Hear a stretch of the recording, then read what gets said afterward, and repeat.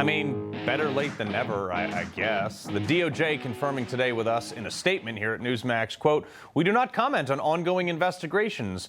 When we asked them about the newly discovered criminal investigation into James Comey and John Brennan for the Russian collusion hoax. And oh boy, was it a hoax. Trump also basically confirmed it today by not denying it. And like, why would he deny it? He hates these people, rightfully so.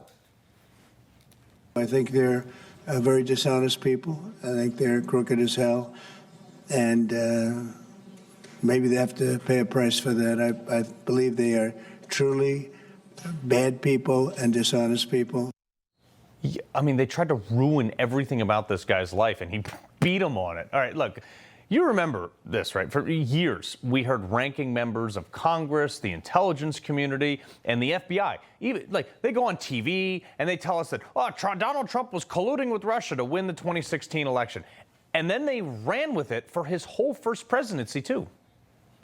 Remember the emails proving that Donald Trump Jr. was willing to collude with Russia? How will we know what really happens when Trump and Putin get together? Maybe every time he said no collusion, like more than 231 times so far, maybe every time he said no collusion, he was telling the truth. Can you agree that there has been no evidence of collusion, coordination, or conspiracy that has been presented thus far between the Trump campaign and Russia? No, I don't agree with that at all. I think there's plenty of evidence of collusion or conspiracy in plain sight. Well, in a recently declassified lessons learned document from CIA Director John Ratcliffe, noted how messed up this investigation actually was. Obviously politically motivated to keep Donald Trump from winning the presidency, and once he was in the presidency, it was designed to hamper his agenda. The report noted, quote, "Review identified multiple procedural anomalies in the preparation of the ICA," which is the Intelligence Community Assessment. Procedural anomalies, you think? You remember how this whole thing came to fruition? Let's just take a walk down memory lane here, okay? So this guy, Christopher Steele, who was a former British MI6 intel officer with a specialty in Russian intel, was hired by Fusion GPS, which is a Washington, D.C. based research firm, they were hired from Perkins Coie, who was the law firm representing the Hillary Clinton campaign and the Democrat National Committee. Basically, this guy worked for Hillary Clinton. Specifically, Mark Elias. That was their main attorney. This chain of people were assigned to put together opposition research on Donald Trump, which, by the way, totally normal for any campaign to do. But what is not normal to do is to use this unvetted opposition research to prosecute that political opponent. Obviously, the Clinton machine, super highly influential still, considering she just came off being Secretary of State. And, the fact that her husband is the former president, they leveraged their influence. This was a single source report from someone hired by a political campaign to research an opponent, totally unsubstantiated by any evidence whatsoever. They had nada. They did this so they could bolster their case. They then shopped it to a bunch of media networks as a bombshell story, which then all reported on each other's reporting to give the appearance of multiple sources.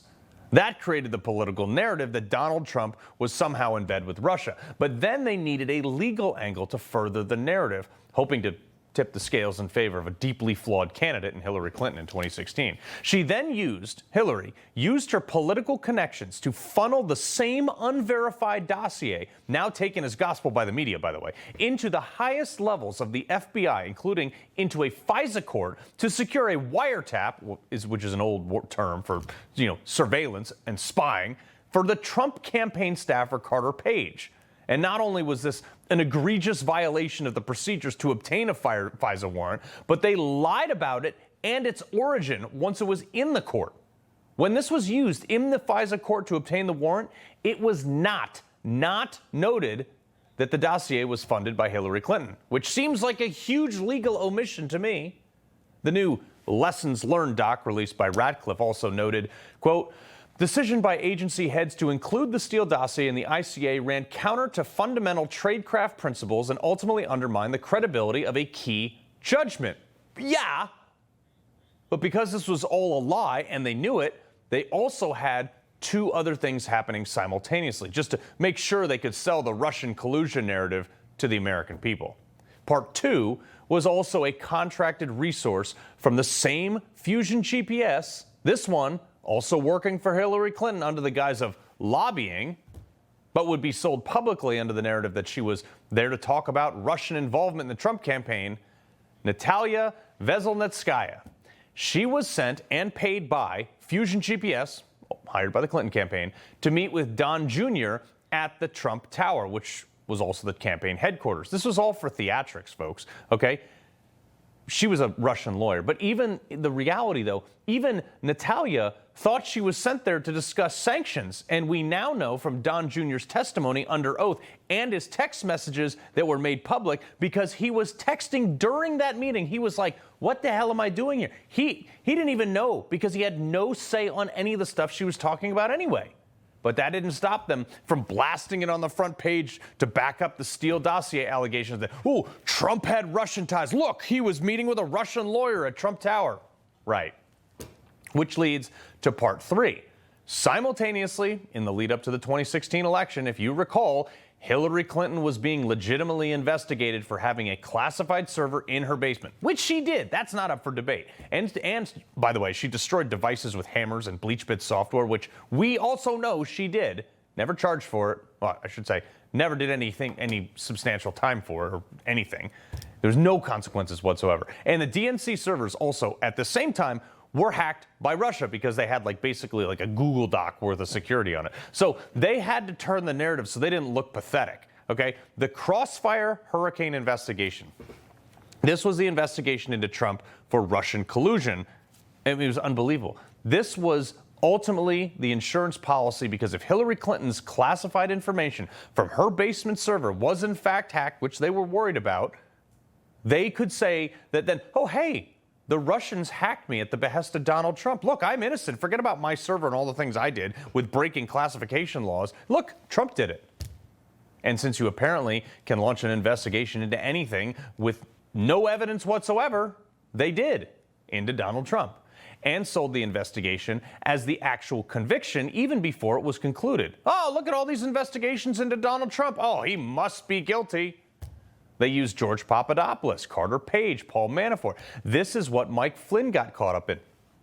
He was interviewed by the FBI, charged with lying to the FBI, even though the agent who interviewed him in his report after the interview said, no, Mike Flynn did not lie. Even after Trump just decimated Hillary in the election, as the sitting president, they were still investigating him, which was the appointment of Robert Mueller after Trump fired FBI Director James Comey, because Trump thought all the things we now know are fact. He said it. All these things were actually happening. They were, which they all denied at the time, sometimes under oath. Mueller was appointed under a very specific scope, and when they couldn't find anything to get Trump in that scope, they just went back and expanded the scope, basically with limitless access, bottomless pockets, and about $50 million of our taxpayers to dig into anything they wanted. And John Brennan, the director of the CIA under Obama until Trump came in, was the one who fed the initial information that was gathered under political pretense for the purpose of a legal investigation that Trump had somehow colluded with Russia to win the election. Meanwhile, they kept all this alive in the media by charging people in Trump's orbit with process crimes totally unrelated to Russian collusion, which was, outside the scope. Then sat in front of Congress and told us that everything was above board and it was all done by the book. Was it Comey? Was it Clapper, Brennan, all these people?